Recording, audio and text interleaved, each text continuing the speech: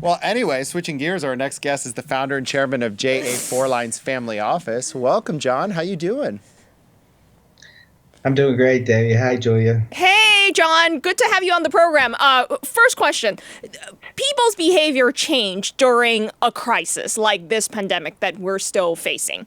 What is the one common, say, behavioral mistake that you see people make during a crisis that you think people should fix? I'm not sure they can fix it. But I guess the main one, especially when you have an event like this that happens so quickly, is failure to reset reference points. So, for example, people think automatically that something's going to end really quickly. And you could see that in a segment of the population already where they're not really have adjusted their behaviors and there's consequences to that. The main one we're talking about here is that there's so many people unemployed by the lockdown. And there's an uncertainty whether or not they're going to be, a lot of those people are going to go back to work, particularly in those industries like leisure and travel, et cetera.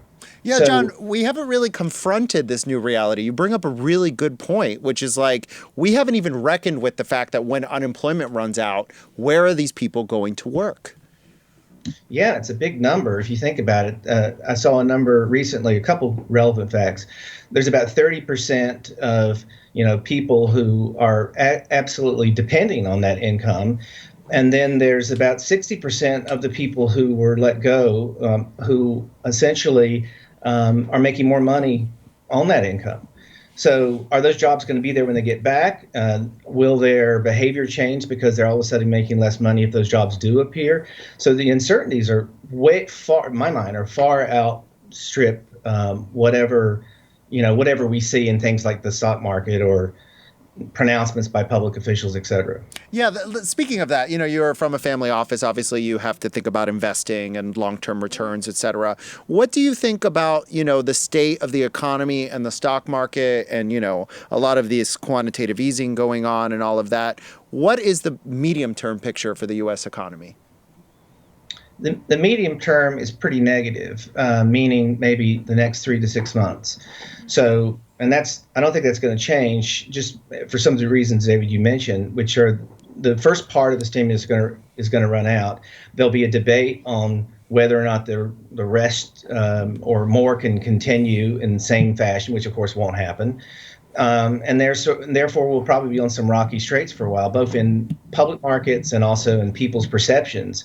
I think that's the sort of the near to medium term. I think long term we're fine. So if you're a long term investor, now's a time to really just hold tight. If you're conservatively allocated and you've got your plan, there's no reason to really change that. Other than I would say you need to save. You need to put money aside in case people like me are wrong and it's a lot longer. Yeah, look, John, David and I, we talked about this on our show and many other shows, which is what you said, more people are making, a lot of people are making more from claiming unemployment benefits than their regular job because of the extra, $600 a week bonus that lasts until the end of July. From what you see, do you see more people are saving that or more people are using that to support their local businesses? I think it's a combination. I think initially it was saved. You saw a big jump in if you looked at the April personal income numbers, you saw a big jump in personal income and you saw a big jump in initial savings, and then consumption started to drop. And I think it'll continue to drop as people realize that $600 is going to run out. And then, it's sort of like the double whammy. Think about the people who are unemployed are in these primarily low wage jobs in travel and leisure and things like that, where it's not clear when they're going to go back to work. And so turning it around the other way, where's the demand going to come from? Are people going to just start traveling on, public transportation and air and going to resorts and assembling in large numbers? The answer is probably no. Yeah, John, but, I want to end on a positive note. You really think that the U.S. economy will recover from this? This too shall pass, I hope? Absolutely. There's no question. In fact, Many of the long-term vehicles that we're associated with, of course, is venture capital and private equity.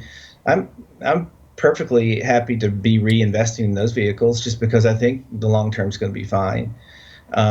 I think the issue is what's the interim going to look like, and is it going to be is it going to be shocking, and is it going to be very uncertain, and how people are going to react to that? I think, for example, the political and social stuff that you've seen add to that uncertainty. There's a behavioral concept that if there's cognitive stress associated with decision making, and that's certainly in case with political and social unrest, political division that is, and social unrest, then people tend to make very bad decisions.